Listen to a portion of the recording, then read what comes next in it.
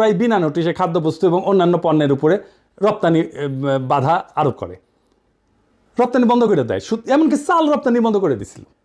শুধু তাই না, আবার কইয়া বেড়ায় হাঙ্গারে নাকি ওরা খাওয়ায়, খিলায়, ওরা না খাইলে নাকি আমরা চলতেই পারবো না, আমরা না খেয়ে মরবো, আমরা টাকা দিয়ে শুধু ভারতীয় পণ্য কিনলেই চলবে না, আমাদের কৃতজ্ঞ থাকতে হবে যে ইন্ডিয়া আমাদের বেচিচ্ছে। চিন্তা করেন, মানে ইন্ডিয়া আমাকে মারবে আবার টাকাও নিবে, বুঝেছাও? এটা হইতেছে ইন্ডিয়া। তো ওদের কাছ থেকে কেন কিনবো আমরা? ওদের ভোমা ভোমা ইন্ডিয়ান পেঁয়াজ ছাড়া চলিচ্ছে না আমাদের। একসময় বলতো না ইন্ডিয়ান পেঁয়াজ ছাড়া আমাদের চলবে না, চলে, এখন চলিচ্ছে আমাদের পেঁয়াজ ছাড়া। ওদের ধরো চটাস চটাস করে থাপ্পড় মারবেন যারা এটা কথা বলতো এক সময়। ইন্ডিয়ান ফ্যাক্টরি যেগুলো বাংলাদেশে বানাইছে না, বন্ধ করো কয়ে দিলাম আগে, নয়তো ধানমন্ডি 32 নাম্বার কইরা দিব, পরে আবার কইও না, সাবধান করি নাই। তার মানে ধরেন আমাদের যখন বিশেষ প্রয়োজন তখন এমন অবস্থা হইতে পারে যে ভারত আমাদের খাদ্য রপ্তানি বন্ধ করে দিচ্ছে। এই তো কয়েকদিন আগে পাকিস্তানের সাথে যুদ্ধের প্রাক্কালে আমরা দেখলাম যে ইন্ডিয়া পাকিস্তানের সিন্ধু নদীতে পানি প্রবাহ একতরফাভাবে বন্ধ করে দিছে, যে কাজটা পূর্বের কোনো যুদ্ধকালে সে করে নাই। অর্থাৎ পানিকে ভারত অস্ত্র হিসেবে ব্যবহার করেছে। ভারত যে ভবিষ্যতে খাদ্যদ্রব্যকে অস্ত্র হিসেবে ব্যবহার করবে না তার কোনো গ্যারান্টি আছে? তো জাউরা ও করবে না এমন কোনো কাজ নাই। আমি মোটামুটি নিশ্চিত আমেরিকা থেকে অধিক পরিমাণে খাদ্যদ্রব্য আমদানি করার সিদ্ধান্তের পিছনে প্রফেসর ইউনূস এবং খলিল ভাই এই ভাবনাটাকে বিশেষ বিবেচনায় রাখছেন। ফলে ইন্ডিয়া আমাদের প্রয়োজনের সময় খাদ্য রপ্তানি বন্ধ কইরা আমাদের উপরে চাপ দিতে পারবে না। এই একই কথা তুলা আমদানির ক্ষেত্রেও প্রযোজ্য। বাংলাদেশকে টাইট দেওয়ার একটা বড় অস্ত্র এভাবে ভারতের হাত থেকে নীরবে সরাইয়া নিছেন প্রফেসর ইউনূস আর ডক্টর খলিল। সাবাস, বাঘের বাচ্চা। এইবার আমাদের তো পার্টি সং বাজানো উচিত, এডিটর সাহেব একটা পার্টি সং দেন। আমার বিশ্বাস প্রফেসর ইউনূস আর ডক্টর খলিল এই কাজগুলা করেছেন বাংলাদেশের স্বার্থ বিবেচনা কইরা। ভারতের ক্ষতি করা তাদের অবশ্য উদ্দেশ্য ছিল না, কিন্তু ভারতের যাতে ক্ষতি হইল সেটা তারা সারা জীবন মনে রাখবে। একে তো খাদ্যদ্রব্য রপ্তানি হঠাৎ করে বন্ধ করে আমাদের মতো বাংলাদেশকে বিপদে ফেলা ভারত তার হীন স্বার্থ কখনো হাসিল করতে পারবে না। সেই সাথে ভারত আরও একটা বড় ক্ষতি হইল, বাংলাদেশে তার যে খাদ্যদ্রব্য এবং তুলার মার্কেট সেটা এখন অনেক ছোট হয়ে যাবে। ভারতের সাথে আমাদের যে বিশাল বাণিজ্য ঘাটতি ছিল সেটা অনেকটাই কমে যাবে। অর্থাৎ বাণিজ্য ঘাটতি কমাইতে ট্রাম্প যেটা দুনিয়ার সঙ্গে প্রকাশ্যে করতেছেন, প্রফেসর ইউনূস আর খলিল ভাই ভারতের সঙ্গে তলে তলে সেই কামটাই সারলেন, কিন্তু কেউই সেটা আগে ভাগে আন্দাজ করতে পারলেন না। এটারে কয় চাপা মায়ের হয়, এটাতে কিন্তু সাউন্ড হয় না। একই সাথে আর একটা ঘটনা ঘটলো, কি সেটা? আমেরিকার কৃষিপণ্যের লবি হইতেছে সেই দেশের সবচেয়ে শক্তিশালী লবি, মানে যে সমস্ত প্রদেশ কৃষিপণ্য তৈরি করে সেই প্রদেশগুলোর যারা এমপি মিনিস্টার আর কি, বুঝছাও? আমরা 18 কোটি বাংলাদেশি সহজেই আমেরিকার কৃষিপণ্যের একটা বৃহৎ বাজারে পরিণত হইতে পারি। আমরা যদি আমেরিকার এই সমস্ত পণ্যের বড় ক্রেতা হই, তাহলে এই যে লবি, যে সমস্ত জায়গায় কৃষিপণ্য তৈরি হয় সেই সমস্ত প্রদেশের এমপি মিনিস্টার মন্ত্রী, এদের সাথে, এদের লবির সাথে আমাদের নিবিড় ঘনিষ্ঠতা হওয়া সময়ের ব্যাপার। আর আমেরিকার যেসব রাজ্য কৃষিপণ্য উৎপাদন করে সেখানকার রাজনীতিতে, নির্বাচনে কৃষি লবি অনেকটা নির্ধারণী ভূমিকা পালন করে। ফলে এই সমস্ত রাজ্যের সিনেটর, কংগ্রেসম্যান, গভর্নরেরা কিছুকালের মধ্যে আমাদের পকেটে থাকবে, আমাদের হাতের মধ্যে থাকবে। আমি আশা করি আগামীতে যারা নির্বাচিত হবেন তারা এই বিষয়টা বিশেষভাবে যত্নের সাথে খেয়াল করবেন, এটাকে নারিশ করবেন, এটাকে পুষ্ট করবেন, এই সম্পর্কটাকে ধরে রাখবেন, আরও সমৃদ্ধ করবেন। আমেরিকায় ভারতের যে প্রভাব সেইটা সে নিজের প্রয়োজনে বাংলাদেশের বিরুদ্ধে ব্যবহার করতে পারে। আমাদের সাথে ঘনিষ্ঠ সম্পর্ক থাকলে আমেরিকার কৃষি লবি আমেরিকায় বাংলাদেশের বিরুদ্ধে ভারতের যে কোনো চক্রান্তকে নস্যাৎ করে দিতে পারবে, সেই শক্তি তাদের আছে। অর্থাৎ আমেরিকান কৃষি লবি আমাদের সঙ্গে থাকলে আমেরিকাকে ভারত আর বাংলাদেশের বিরুদ্ধে কাজে লাগাইতে পারবে না, এইটা লিখে রাখতে পারেন। ইতিমধ্যেই শুল্ক আলোচনার সময় আমেরিকার তুলা, গম এবং সোয়াবিনের লবি বাংলাদেশের সপক্ষে কাজ করছে এবং আমরা তার সুফল পাইছি, আপনারা তো দেখতেই পাইতেছেন। মোট কথা, ভারত বাংলাদেশে তার কৃষি পণ্যের বাজার শুধু হারাবে না, সেই সাথে বাংলাদেশের বিরুদ্ধে আমেরিকাকে ব্যবহার করার সুযোগ তার হাতে আর থাকলো না। এর থেকে নিশ্চয়ই বুঝতে পারতেছেন যে কি ধরনের দূরদর্শিতা নিয়ে নীরব কৌশলের সাথে প্রফেসর ইউনূস আর ডক্টর খলিল আমেরিকার সাথে আমাদের বাণিজ্য আলোচনার বিষয়টা বাংলাদেশের অগ্রাধিকারমূলক জাতীয় স্বার্থে আগাইয়ে নেওয়ার কাজে ব্যবহার করছেন। বাংলাদেশের এই কৌশলে ভারত আর কি বিপদে পড়ল? ভারত আমেরিকার কৃষিপণ্যের উপরে, মানে আমেরিকা থেকে ইন্ডিয়াতে যে সমস্ত কৃষিপণ্য রপ্তানি হয় তার উপরে 40% শুল্ক ধার্য করে। ভারতে কৃষিপণ্য উৎপাদনের খরচ আমেরিকার চেয়ে বেশি। চড়াহারে শুল্ক ধার্য না করলে আমদানি করা খাদ্যদ্রব্যের দাম স্থানীয়ভাবে, মানে ভারতে উৎপাদিত পণ্য কৃষিপণ্যের চাইতে কম হবে। অত্যধিক শুল্ক ধার্য কইরা বাইরের পণ্য আসতে না দিয়া ভারত কৃত্রিমভাবে আভ্যন্তরীণ কৃষি উৎপাদন বজায় রাখছে বছরের পর বছর ধরে। আমেরিকা কিন্তু বহুদিন ধরে ভারতকে শুল্ক কমানোর জন্য চাপ দিতেছিল, কিন্তু ভারত শুনে নাই। কারণ এতে ভারতের কৃষকেরা আন্দোলন করে শুরু করে দিবে, কৃষকের পণ্য বিক্রি হবে না। তো আমেরিকার সাথে ভারতের এইবারে শুল্ক আলোচনা ভেঙে যাওয়ার একটা প্রধান কারণ হইল ভারত কোনো অবস্থাতেই আমেরিকার কৃষি পণ্যের উপর শুল্ক কমাবে না, আর আমেরিকাও এই শুল্ক না কমাইলে ট্যারিফ কমাবে না। এখন বাংলাদেশ এই শুল্ক শূন্যে নামায় ফেলছে, শূন্য। তখন ট্রাম্প কসাই মোদীকে হেভি চাপ দিয়ে কইছে কিন্তু যে বাংলাদেশ শুল্ক শূন্যে নামাইতে পারছে, তুই কোন হরিদাস পাল যে তুই পারবি না। শুল্ক এবং অশুল্ক বাধা ব্যাপকভাবে না কমাইলে ভারত আমেরিকার কাছ থেকে কোনো ডিল পাবে না, লিখে রাখতে পারেন। ইতিমধ্যে প্রেসিডেন্ট ট্রাম্পের বাণিজ্য উপদেষ্টা ভারতকে আখ্যায়িত করছে মহারাজা অফ ট্যারিফ বইলা। দেখেছেন এটা? The math of this, every American needs to understand because it's related to the trade situation. You start with the fact that India is the Maharaja of tariffs. It's the highest tariffs in the world. তো ইন্ডিয়ার সমস্যা হইল কৃষি শুল্ক বিপুলভাবে কমাইলে সারা ভারতের কৃষক সমাজ একযোগে কষাই মধুর পাছার চামড়া তুলে ফেলবে। বুঝা দেখেন কষাই মোদি কি একটা পেজগির মধ্যে পড়েছে। ও কৃষি শুল্ক না কমাইলে ট্রাম্প $5 দিবি, ভারতের উপরে অলরেডি 25%-এর উপর আরো 25%, মোট 50% শুল্ক ধার্য কইরা ট্রাম্প ডলা দেওয়ার কাম শুরু করে দিছে। ডাবল ফোন মারা গাইছে। এডিটেড সাহেব পার্টি সং হবে এবার, চাকবো হাসিনা জিতে যায় না, সাগর শুকায় যায়। ওই খালি ধ্বংস, অভিশাপ আর দুঃসংবাদ বইয়া নিয়ে আসে। প্রিয় ভারতবাসী, রাখেন আরো বেশি দিন রাখেন, ডাইনিরে আশ্রয় দেন, আর অসাম্প্রদায়িক সেকুলার লিবারাল ফুন মারা খাইতে থাকেন। কি হইল এডিটর সাহেব, আপনি মাইন্ড করছেন মনে হয়, রাগিচ্ছেন কেন? হ্যাঁ, আমি মুখ খারাপ করেছি? আমি কথা কইনি তো, আমি ফোন মারার কথা কইছি। হ্যাঁ, ডাবল ফোন মারা মানে ইনকে করে ডাবল ফোন মারা খাবি।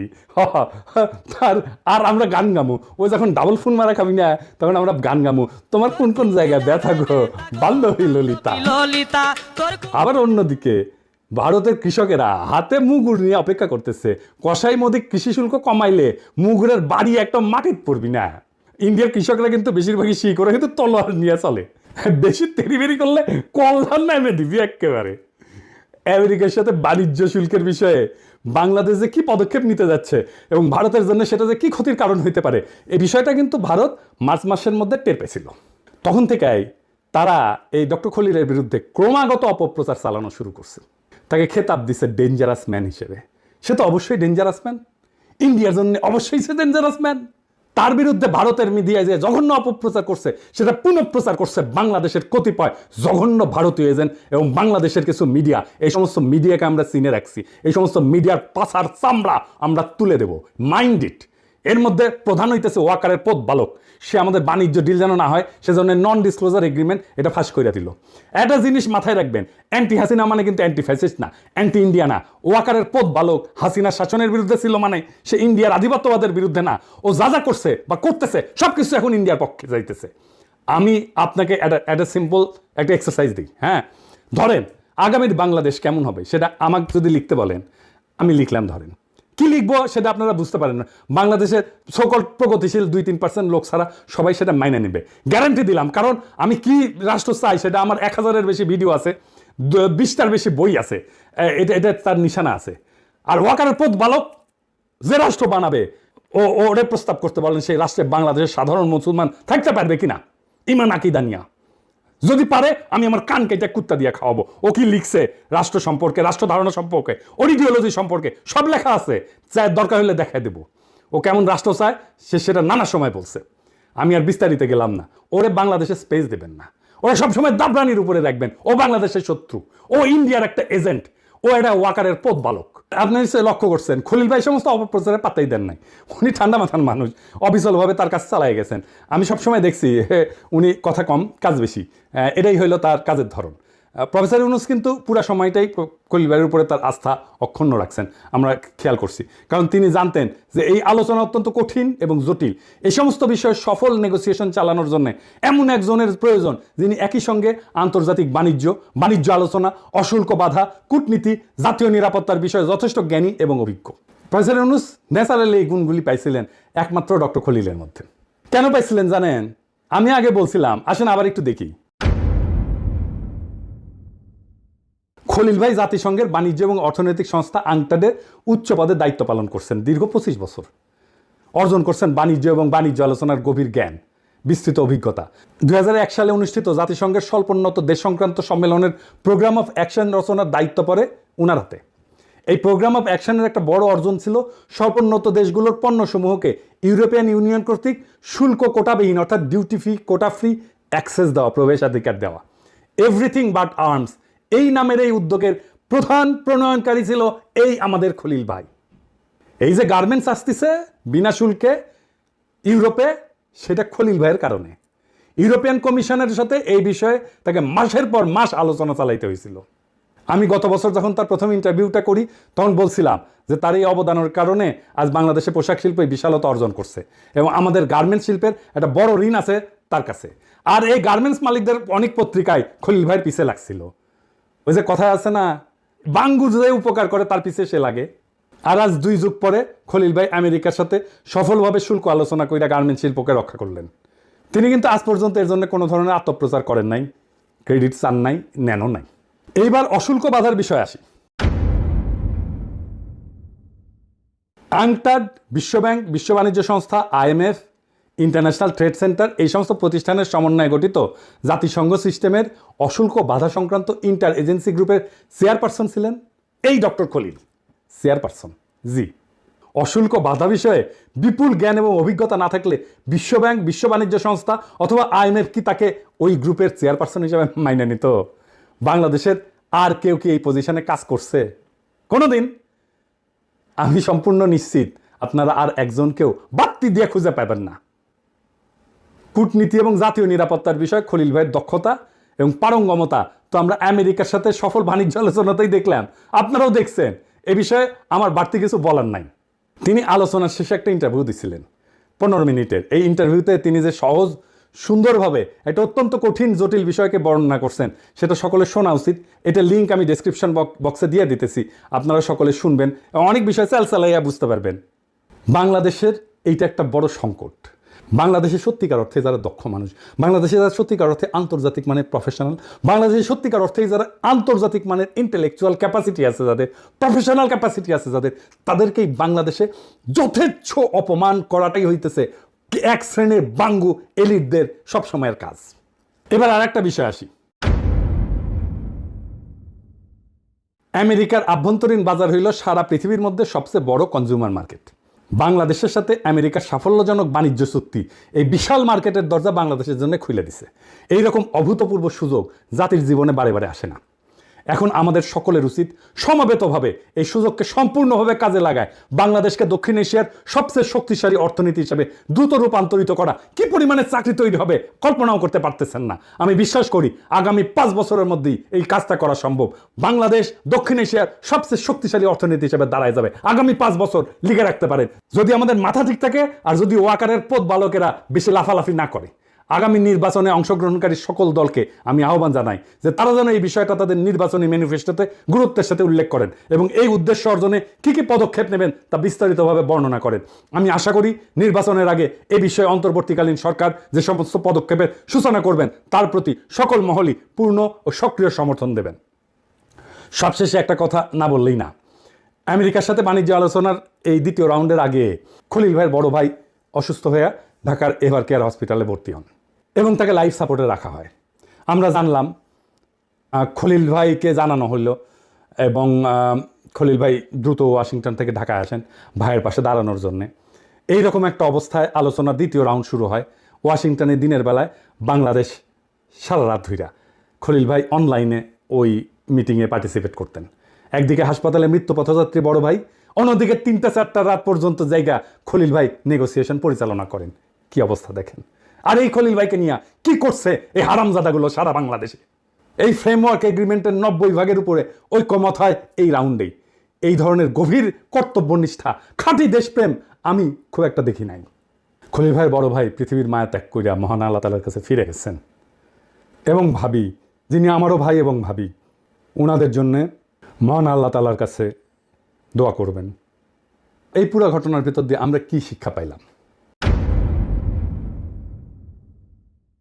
এই বাণিজ্য আলোচনা শুধু একটা সফল বাণিজ্য চুক্তির গল্প না, এটা কৌশল, দূরদর্শিতা, নিঃস্বার্থ দেশপ্রেমের এক উজ্জ্বল দৃষ্টান্ত। প্রফেসর ইউনুস এবং ডক্টর খলিল দেখাই দিয়েছেন যে বড় জয় আসে তখনই যখন তার নীরবে, বুদ্ধিমত্তায় আর জাতীয় স্বার্থকে সামনে রেখে লড়া হয়। ভারতের হাত থেকে বাংলাদেশের উপরে চাপ সৃষ্টি করার দুইটা বড় অস্ত্র, খাদ্য এবং তুলা, তারা এক ঝটকায় সরাই নিলেন। একই সাথে আমেরিকার সবচেয়ে শক্তিশালী কৃষি লবিকে আমাদের মিত্রে পরিণত করলেন। আজ যারা এই চুক্তিকে শুধু পোশাক শিল্প রক্ষার সাফল্য মনে করতেছেন, তারা বুঝতে পারতেছেন না এটা আসলে বাংলাদেশের কৌশলগত মুক্তির একটা বিশাল বড় ধাপ।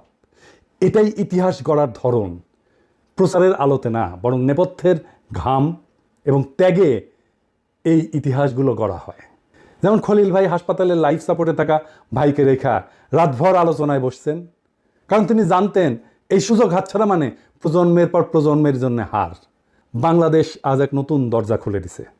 আমেরিকার বিশাল বাজার, বৈশ্বিক কৃষি লবি এবং ভারতীয় আধিপত্যের হাত থেকে কৌশলগত মুক্তি, সব মিলায় এটা আমাদের অর্থনৈতিক, রাজনৈতিক ভবিষ্যতের জন্য এক বিপুল সম্ভাবনার দ্বার।